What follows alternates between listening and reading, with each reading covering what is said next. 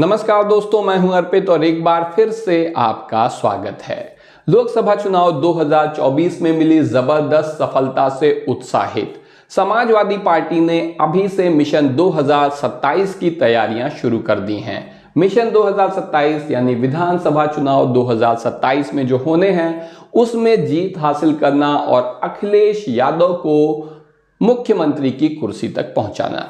तो इस मिशन की तैयारी शुरू हो गई है और टिकटों पर विचार विमर्श का दौर शुरू हो चुका है। आपने देखा होगा कि पिछले लोकसभा चुनाव में समाजवादी पार्टी की तरफ से पीडीए के अनुसार टिकटों का वितरण हुआ था।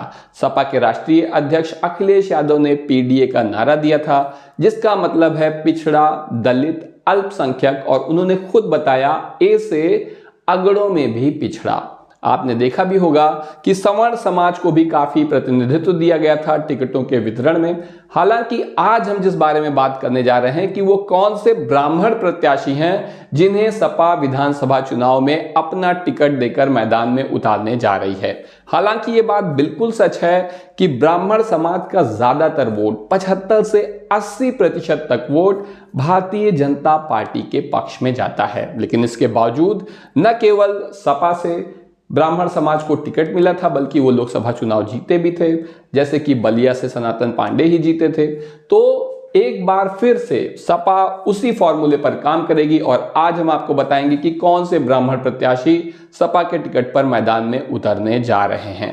तो आइए चलिए शुरू करते हैं। सबसे पहला नाम आता है माता प्रसाद पांडे का, जो कि नेता प्रतिपक्ष हैं विधानसभा में। आप देख सकते हैं स्वर्गीय मुलायम सिंह यादव और अखिलेश यादव के बीच में ये बैठे हुए हैं। जब इन्हें नेता प्रतिपक्ष चुना था सपा के राष्ट्रीय अध्यक्ष ने, उस वक्त भी सोशल मीडिया पर इसकी काफी चर्चा हुई थी, आलोचना भी हुई थी कि एक ब्राह्मण चेहरे को क्यों चुना गया है नेता प्रतिपक्ष, जबकि ब्राह्मणों का वोट तो भाजपा के पक्ष में जाता है, जो कि बात काफी हद तक सही भी है। लेकिन यहां पर अखिलेश यादव ये मैसेज देना चाहते हैं कि उनकी पार्टी और उनकी विचारधारा है वो सबको साथ लेकर चलती है, भारतीय जनता पार्टी की तरह किसी को भी अलग थलग करने का प्रयास नहीं करती है।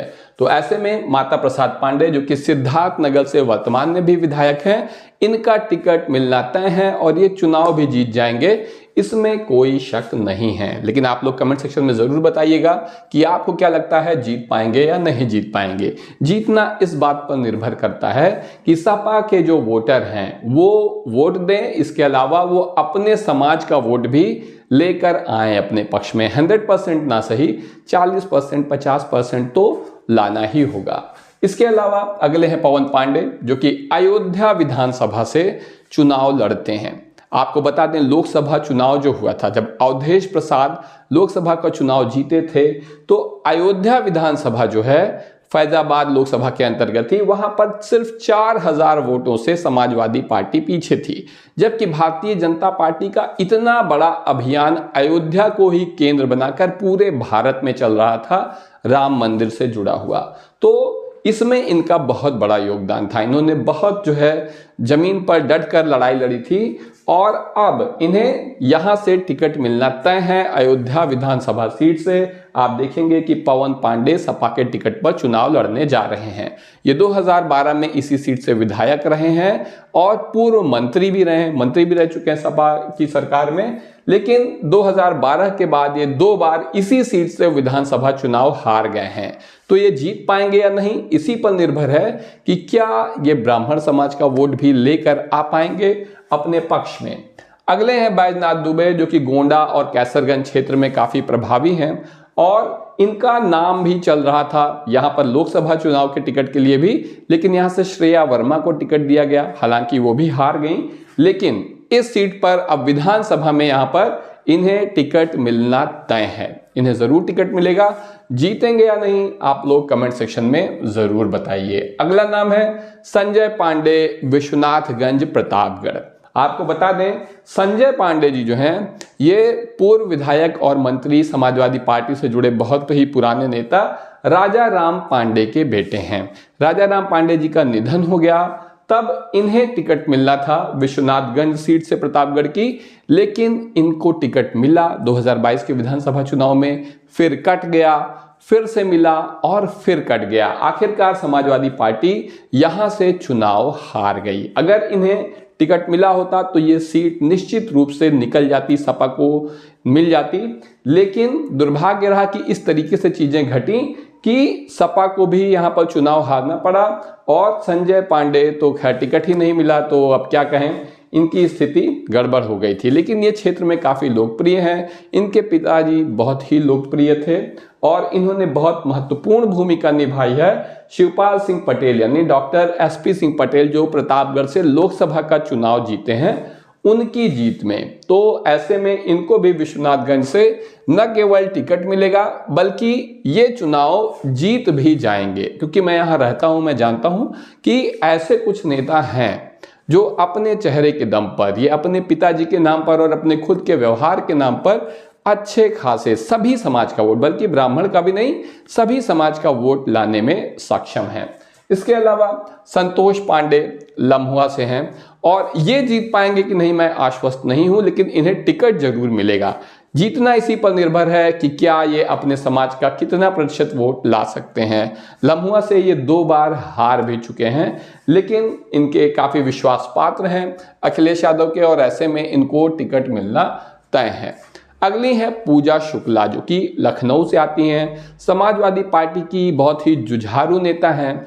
चाहे चक्का जाम करना हो, धरना प्रदर्शन करना हो, क्योंकि राजधानी क्षेत्र में ये सब कुछ होता ही रहता है, तो यहाँ पर पूजा शुक्ला को टिकट मिलना तय है। ये इन सभी मामले में बहुत आगे हैं, जमीन पर जाकर लड़ने में इनको महारत हासिल है और इनका टिकट भी समाजवादी पार्टी की तरफ से लखनऊ में तय है। इनके जीतने पर मुझे संशय है क्योंकि लखनऊ जो है वो भारतीय जनता पार्टी का गढ़ है। यहाँ पर भाजपा हमेशा थोड़ा डोमिनेट करती है और आप देख भी सकते हैं कि जैसे लोकसभा चुनाव में भी यहाँ पर जीत गई थी भाजपा ही, और अब जो है इनको टिकट मिलने जा रहा है, इसमें कोई शक नहीं है। जीतेंगी या नहीं ये इनकी खुद की क्षमता पर निर्भर करता है, क्योंकि सपा का वोट तो साथ है ही, ये अपने समाज का वोट ला पाती हैं या नहीं। अगले हैं भीष्म शंकर उर्फ कुशल तिवारी जो कि डुमरियागंज से सांसद भी रह चुके हैं। इस बार भी इन्हें टिकट मिला था लेकिन ये चुनाव हार गए थे।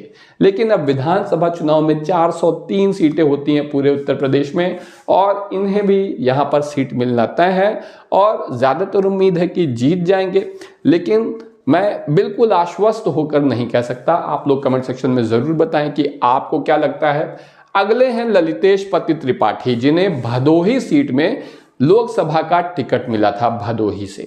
समाजवादी पार्टी की स्थिति मजबूत रहती है भदोही में, लेकिन जब इन्हें टिकट मिला था तो हम लोग भी सोचने लगे थे कि ये तो गड़बड़ हो गया। गड़बड़ इसलिए हो गया क्योंकि यहाँ पर सपा ने टीएमसी को ये सीट दे दी थी। टीएमसी मतलब तृणमूल कांग्रेस, जो कि ममता बनर्जी जी की पार्टी है पश्चिम बंगाल की, तो उनके चुनाव चिन्ह पर यहाँ पर चुनाव लड़ा गया था। अब सपा का जो कितना वोटर होगा जो गया होगा और वहां साइकिल को ढूंढ रहा होगा, साइकिल मिली ही नहीं होगी। कितने लोग जानते हैं कि सपा को नहीं, साइकिल को नहीं, यहाँ पर फूल पर बटन दबाना है। ऐसे में 40,000 वोटों से ये चुनाव हार गए।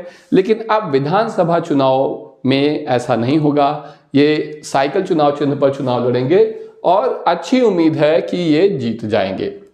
अगले हैं अभिषेक मिश्रा जो कि लखनऊ से ही आते हैं। मैंने आपको पहले भी बताया कि लखनऊ भारतीय जनता पार्टी का गढ़ है, लेकिन अभिषेक मिश्रा जो हैं ये सपा के राष्ट्रीय प्रवक्ता भी हैं। आपने टीवी डिबेट में इनको बहुत बार देखा होगा समाजवादी पार्टी का पक्ष रखते हुए, और इन्हें भी टिकट मिलना तय है। तो आपकी क्या राय है, इनमें से कौन से प्रत्याशी जीत पाएंगे, कौन से नहीं, और 2027 में किसकी सरकार बनेगी, कमेंट सेक्शन में ज़रूर बताएं। वीडियो को लाइक करिए, चैनल को सब्सक्राइब करिए और अपने दोस्तों के साथ शेयर करना मत भूलिए। अभी के लिए बस इतना ही, धन्यवाद।